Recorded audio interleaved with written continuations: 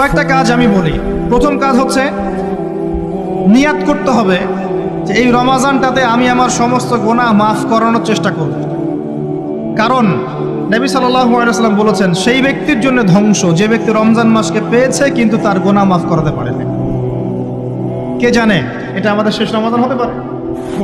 আল্লাহ না করুক, আমরা দোয়া করি আল্লাহ পাক আমাদেরকে বেশি বেশি রমাদান দান করুক, বেশি বেশি লাইলাতুল কদর দান করুক। প্রথম শুরু হচ্ছে আপনি মাসের বাজার আগে করে ফেলবেন। আমি একটু প্র্যাকটিক্যাল কথা বলবো আর কি। আপনি রমাদান মাসের বাজার এই শাবান মাসে করে ফেলার চেষ্টা করেন, পারলে ঈদের শপিংটাও করে ফেলার চেষ্টা করেন। রমজান মাসে বেশি বাইরে যাবেন এবং টাকা পয়সা নিয়ে গিয়ে যে স্ত্রী সন্তানের হাতে দিয়ে দিবেন না, যাও বাইরে গিয়ে মার্কেটিং করে আসো, এই ভুলটা করতে যান। নিজে পরিবেশ নষ্ট করবে, রোজার যে আধ্যাত্মিকত্ব নষ্ট হবে, আরও হাজারটা যুবকের চোখের জানা করা প্রয়োজন নাই। আপনি পরিবারের কর্তা, লিস্ট করে ফেলেন, আপনাকে আল্লাহ পাক যতটুকু সামর্থ্য দিয়েছেন মূল জিনিসগুলো কিনে রেখে দেন, আর বাকি টুকটাক বাজার আপনি করবেন। আর যখন বাজারে যাবেন একটা দোয়া পড়বেন, আপনি 10 লক্ষ নেকি পাবেন ইনশাআল্লাহ। কত লক্ষ? 10 লক্ষ। দোয়াটা শিখাচ্ছি। দোয়াটা হচ্ছে লা ইলাহা ইল্লাল্লাহ ওয়াহদাহু লা শারীকা লাহ লাহুল মুলক ওয়া লাহুল হামদ ইউহয়ী ওয়া ইউমীত ওয়া হুয়া হাইয়ুন লা ইয়ামুত বিয়াদিহিল খায়রু কুল্লুহু ওয়া হুয়া আলা কুল্লি শাইইন কাদির। একবার পড়লে 10 লক্ষ নেকি পাবেন বাজারে গিয়ে। কেন পাবেন? কারণ বাজার সবচেয়ে নিকৃষ্ট জায়গা, যেখানে গেলে মানুষ আল্লাহকে স্মরণ করে না। সেখানে গিয়ে আপনি আল্লাহকে স্মরণ করেছেন, এই জন্য আল্লাহ পাক ডেকে দিবেন ইনশাআল্লাহ। আসেন, এটা করার পর ঈদের যে শপিংটার কথা বলছি, এটা এই কারণে বলছি, লাস্টের দশকে আমরা ঈদের শপিংয়ে বেশি ব্যস্ত থাকি, এতে করে লাইলাতুল কদরটা আমরা হারিয়ে ফেলি। লাস্টের দশক আমরা হয় ইতেকাফ করব, না হলে বাসায় নামাজ পড়বো, পরিবারবর্গকে নিয়ে রাত জাগবো। পারা যাবে ইনশাআল্লাহ? তারাবির নামাজ তো পড়বোই ইনশাআল্লাহ জামাতে। এবং আপনি 20 পড়েন আর 8 পড়েন, আপনি নামাজের কোয়ালিটিটাকে ভালো করার চেষ্টা করেন, নামাজের কোয়ালিটিটাকে বেস্ট করেন। ধীরে ধীরে তেলাওয়াত করেন, ধীরে ধীরে রুকু সেজদা করেন, নামাজটাকে এনজয় করেন। সময় নিয়ে, টাইম নিয়ে, 2 ঘন্টা সময় লাগুক, 3 ঘন্টা সময় লাগুক, এনজয় করে নামাজ পড়েন। আল্লাহ পাক তৌফিক দান করুন। এরপর শেষ রাতে আবার ওঠেন, পরিবারবর্গকে নিয়ে নামাজে দাঁড়ান, একসাথে জামাত করে নামাজ পড়েন, পরিবারে নফল নামাজ পড়েন, বাসায় বরকত হবে ইনশাআল্লাহ। রাত জাগেন, বেশি বেশি দোয়া করেন, একটু তেলাওয়াত করেন, একটু জিকির করেন, তাসবিহ তাহলিল করেন, রাতটা কাটিয়ে দেন। শেষের দশকে মার্কেটে ঈদের শপিং করতে যায় না। ঈদের খুশি আছে, ঈদের আনন্দ আছে, ঈদে ভালো পোশাক পরবো, সব ঠিক আছে। এই খুশি কাদের জন্যে? ক্বাদ আফলাহা মান তাযাক্কা ওয়া যাকারা ইসমা রাব্বিহি ফাসাল্লা। কার জন্য ঈদের খুশি? যে ব্যক্তি রমজান মাসে আত্মশুদ্ধি অর্জন করতে পেরেছে, রোজা রেখেছে, যাকাত দিয়েছে, নামাজ পড়েছে, লাইলাতুল কদরে রাত জেগেছে, তারাবি পড়েছে, ইত্যাদি ইত্যাদি।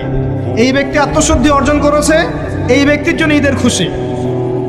যে রমজান মাসে সিনেমা দেখেছে, সিনেমার শুটিং করেছে, পর্নোগ্রাফি দেখেছে, সুদ খেয়েছে, শিরিক করেছে, বেদাত করেছে, হারাম খেয়েছে, এর জন্য ঈদের খুশি। মানুষকে ঠকিয়েছে, ব্যবসায় মাল কম দিয়েছে, পণ্য মজুত করেছে, ইচ্ছা করে দ্রব্যের দাম বাড়িয়েছে, সরকারকে বিব্রত করেছে, জনগণকে দুর্ভিক্ষের দিকে ঠেলে দিয়েছে, এদের জন্য ঈদের খুশি? কখনো না। ঈদের খুশি তাদের জন্য যারা আত্মশুদ্ধি অর্জন করতে পেরেছে। আল্লাহ পাক বোঝার তৌফিক দান করুন, আমিন। এটা প্রথম টিপস দিলাম আপনাকে। এবার আসেন, আপনি রমাদানে প্ল্যান করবেন যে আপনার জীবনে বড় বড় পাপগুলো কি হয়েছে। এই পাপগুলো যদি মানুষের সাথে জড়িত হয়ে থাকে, আপনি মানুষের সাথে গিয়ে ক্ষমা নিয়ে নেবেন। কারো টাকা নিয়েছেন, দেন নাই, দিয়ে দিবেন। কারো সম্পত্তি পায়, দেন নাই, দিয়ে দিবেন। কারো হকটা নষ্ট করেছেন, গালি দিয়েছেন, গীবত করেছেন বা তহমত দিয়েছেন, অপমান করে ইত্যাদি, ক্ষমা চেয়ে নেবেন। রমাদান মাসে মানুষের হকটা দিয়ে দেন। আল্লাহর কাছে জড়িত যে পাপগুলো আছে, এটার জন্য ইস্তেগফার যথেষ্ট। খালি যদি বলেন আস্তাগফিরুল্লাহাল্লাযী লা ইলাহা ইল্লা হুয়াল হাইয়ুল কাইয়্যুম ওয়া আতুবু ইলাইহি, 1 সেকেন্ডের মধ্যে আল্লাহ পাক আপনার সমস্ত পাপকে নেকি দিয়ে পরিবর্তন করে দিবেন সব। এবার প্র্যাকটিক্যালি যাবেন, সেহরি করবেন। সাহরির মধ্যে বারাকা আছে। সাহরি না করে রোজা রাখাটা উচিত না। সাহরির মধ্যে বারাকা আছে। একটা খেজুর হোক, 1 গ্লাস পানি হোক, আপনি সাহরি করবেন, এর মধ্যে বারাকা আছে। এবং সাহরির সময় এমনভাবে খাবেন না যে এটা আপনার জীবনের শেষ খাওয়া। কথা বুঝতে পারছেন? এত বেশি আইটেম করতে যায় না, এত বেশি ভোগবিলাসী হয়ে গেলে রোজার আধ্যাত্মিকত্ব থাকবে না। সেহরিতে অল্প খান, যদি খেতে হয় পেটের 3 ভাগের 1 ভাগ খান, 1 ভাগ ফাঁকা রাখেন, 1 ভাগ আপনি পানি দিয়ে পূর্ণ করেন। এখনকার কিছু তথাকথিত আশেখে রসুলের মতো হতে যায় না, যাদের ভুঁড়ির জ্বালায় চেয়ারে বসতে পারে না, এই কাজ করতে যায় না। এটা মুসলিমদের শোভা পায় না। আমরা পরিশ্রমী জাতি, কর্মঠ জাতি, আমাদের এইসব শোভা পায় না। এটাও শেষ জামান হাদিসে আছে। কি নাই আসলে, শেষ জামানে এক শ্রেণী মানুষ বের হবে যারা হবে সাকিল, একদম বুড়িওয়ালা, ঠেস দিয়ে বসে থাকবে আরাম করে, এবং বলবে যে কোরআনে যা আছে আমি তাই মানি, হাদিসটা আমি মানি না, ইত্যাদি।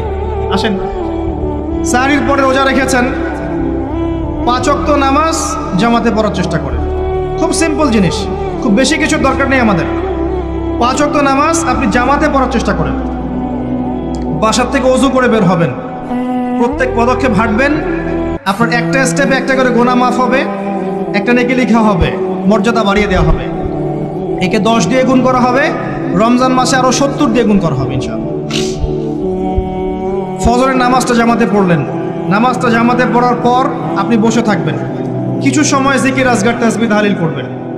পারলে 1 পারা করে কোরআন তেলাওয়াত করবেন। রমাদান মাসে প্রত্যেক দিন 1 পারা করে কোরআন তেলাওয়াত করার চেষ্টা করবেন। 30 দিন 30 পারা, রমাদানে অ্যাটলিস্ট একটা খতম পারা যাবে, অ্যাটলিস্ট একটা খতম চেষ্টা করা যায় না ইনশাআল্লাহ।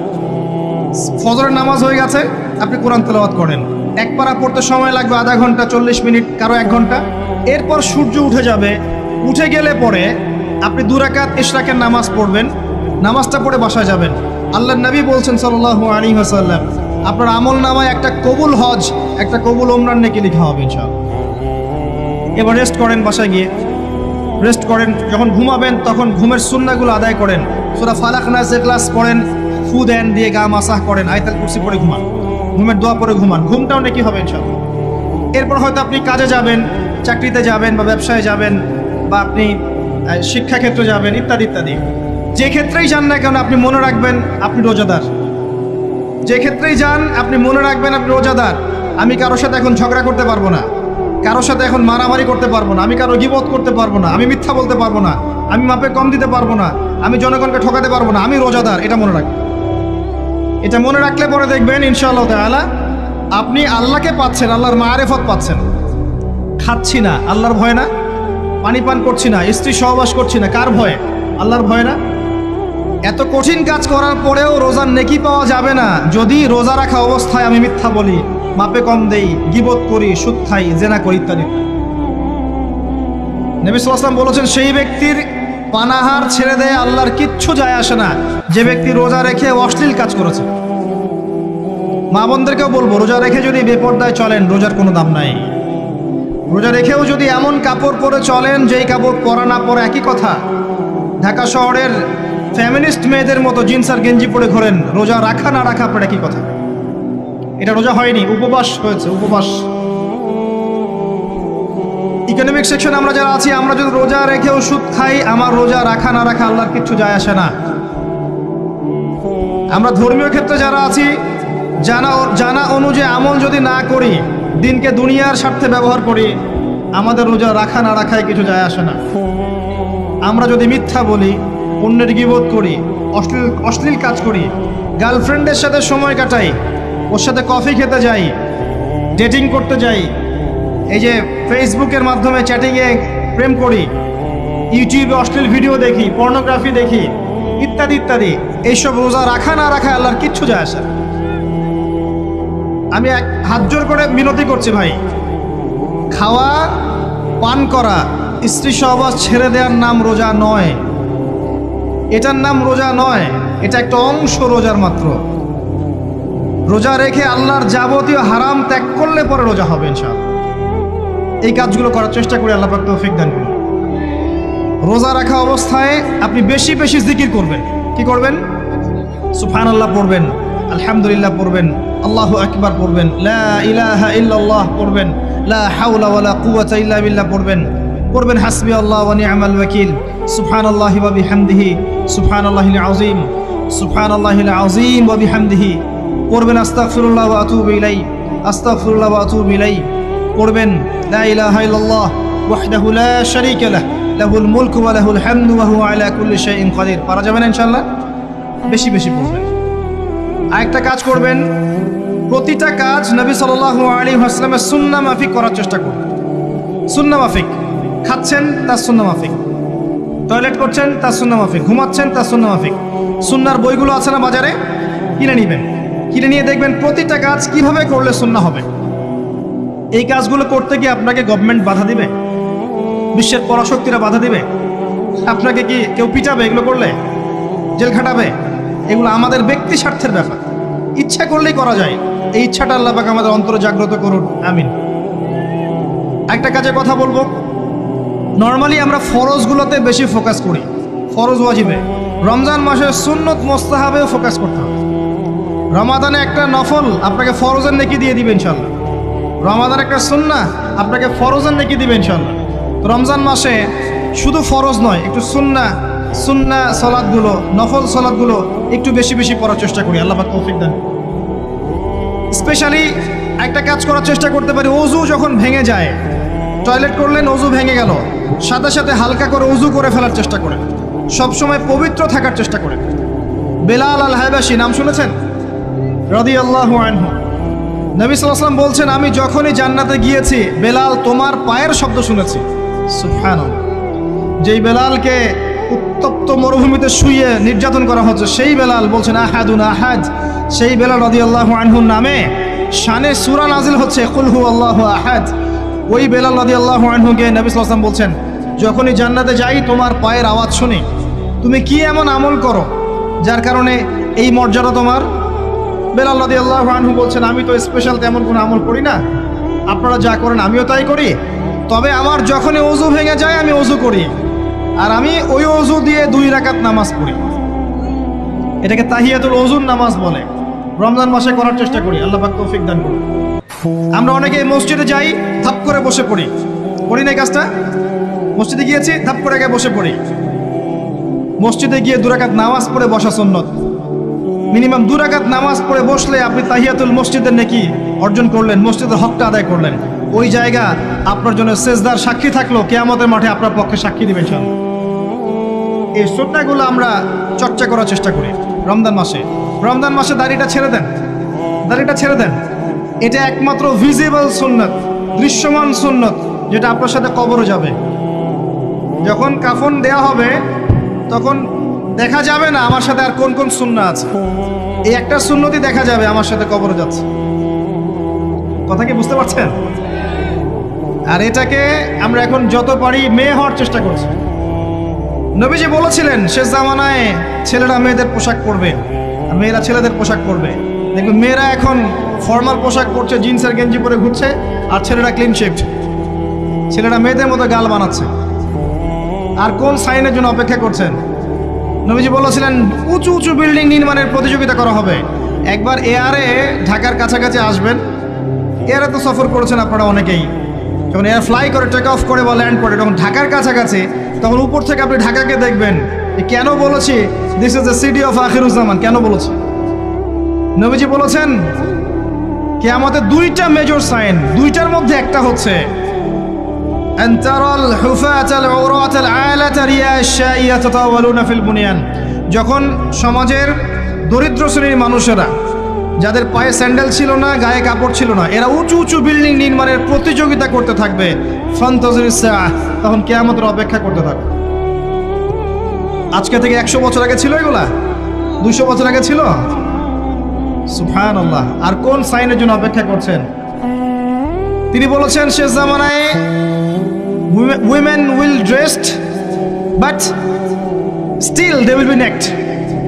মহিলারা কাপড় পরবে, তারপরেও তারা নগ্ন থাকবে।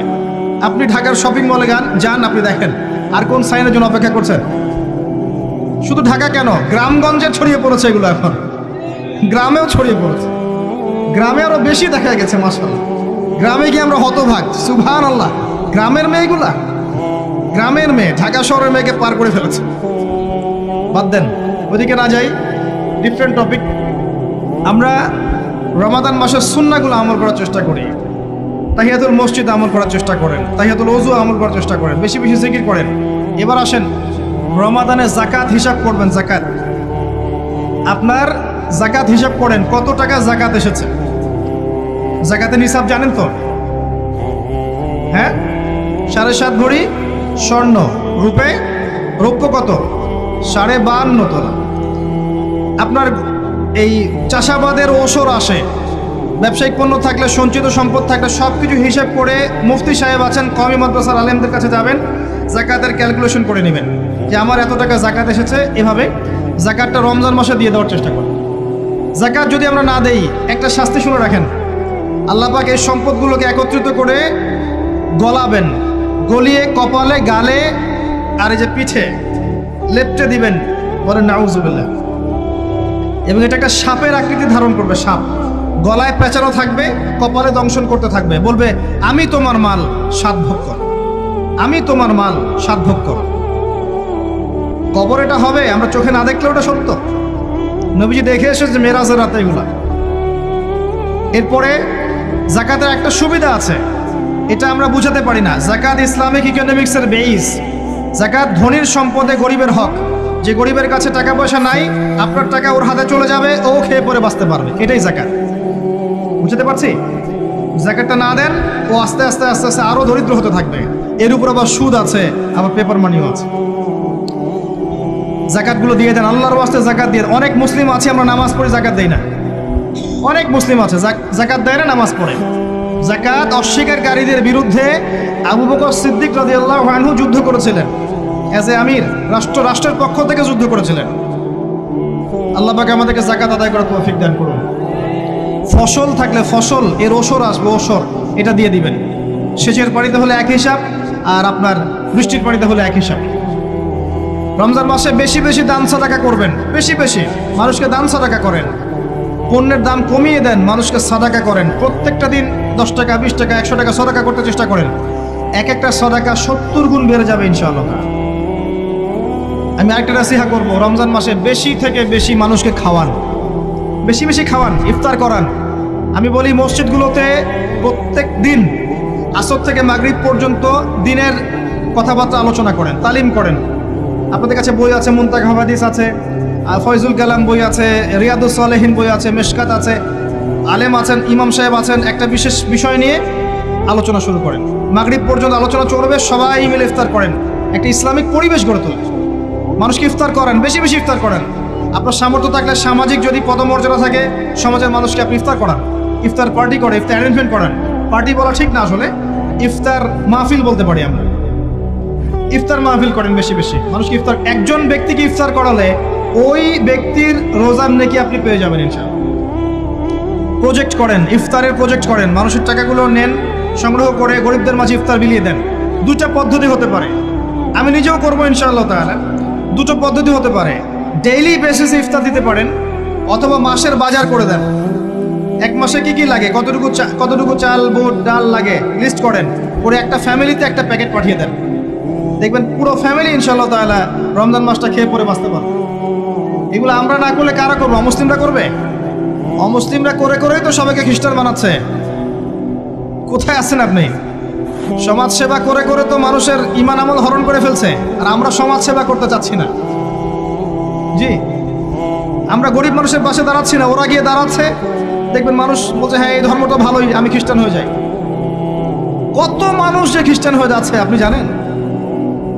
পরে বুঝবেন, যখন আমরা এই যে হাত বাঁধা, পায়ে পা রফুলে ইত্যাদি নিয়ে মারামারি করছি, কে কোন মাযহাব, কে কোন তরিকা, কার কোন ত্রুটি আছে, এগুলো নিয়ে আমরা সোশ্যাল মিডিয়ায় ঘাটাঘাটি করছি।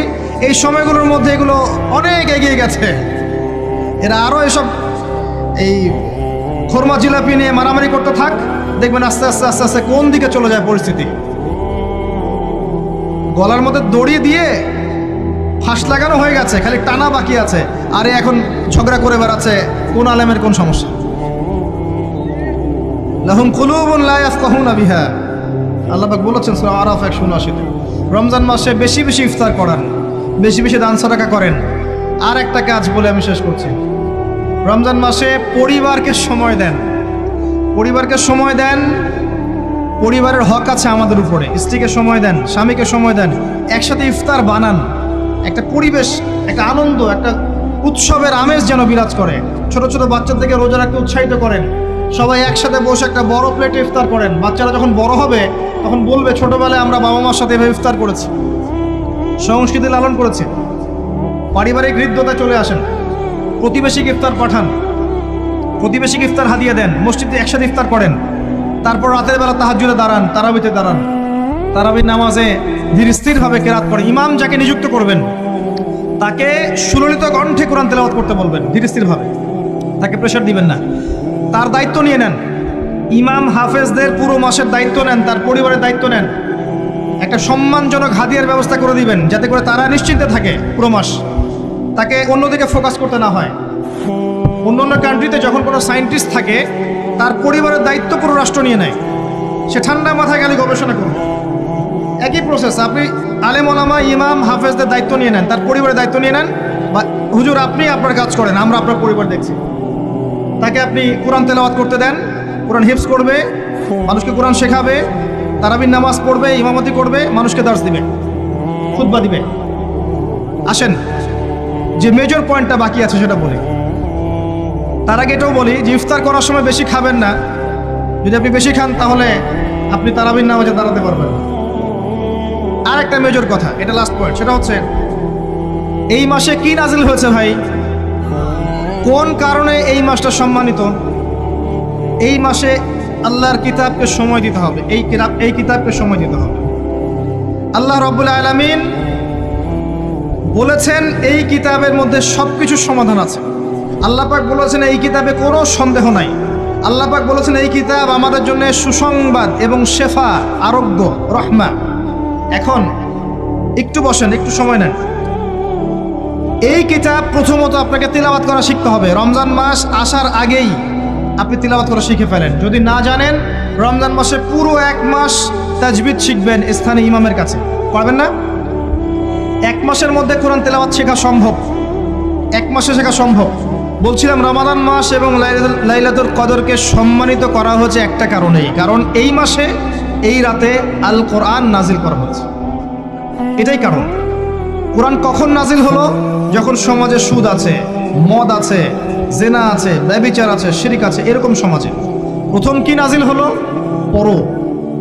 প্রথমে নাজিল হয়নি শিরক করো না, প্রথমে নাজিল হয়নি যে সুদ খেও না, প্রথম আয়াত এটা ছিল না জেনা করো না, প্রথম আয়াত এটাও ছিল না মূর্তি পূজা করো না। হ্যাঁ, প্রথম আয়াত কি? ইকরা, পড়ুন। আল্লাহ পাক বুঝাতে চাচ্ছেন সমাজের জাহিলিয়াতকে দূর করতে হলে লেখাপড়ার কোনো বিকল্প নাই, এবং সেই পড়াশোনাটা হতে হবে আল্লাহর ওহির আলোকে।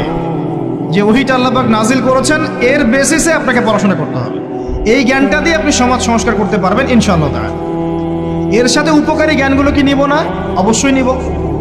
ওহির জ্ঞানের সাথে, কোরআন সুন্নাহর জ্ঞানের সাথে আমি ইতিহাসের জ্ঞান নিব, আমি পলিটিক্যাল সায়েন্সের জ্ঞান নিব, আমি দর্শনের জ্ঞান নিব, জিওপলিটিক্সের জ্ঞান নিব, প্রয়োজনে আমি সায়েন্সের জ্ঞান নিব, আমি কমার্সের জ্ঞান নিব, আর্টসের জ্ঞান নিব, মেডিকেল সায়েন্স পড়বো, ইঞ্জিনিয়ারিং পড়বো, সবই পড়বো। কিন্তু বেসিকটা কি হবে? কোরআন, সুন্নাহ, ইসলাম। এরপর আপনি ডাক্তার হন, ইঞ্জিনিয়ার হন, পলিটিশিয়ান হন, সামাজিক নেতা হন, প্রশাসনের ক্যাডার হন, আপনার জন্য মোবারকবাদ। আপনি যেখানেই যাবেন সেখানেই বরকত ছড়াবেন ইনশাআল্লাহ। যে পলিটিশিয়ানের ভিতরে তাকওয়া আছে তার দ্বারা দুর্নীতি সম্ভব না। যে প্রশাসনের কর্মকর্তার ভিতরে তাকওয়া আছে সে ঘুষ নিতে পারবে না, দুর্নীতি করতে পারবে না। যে আলেমের ভিতরে তাকওয়া আছে সে দিনকে দুনিয়ার বিনিময়ে বিক্রি করবে না।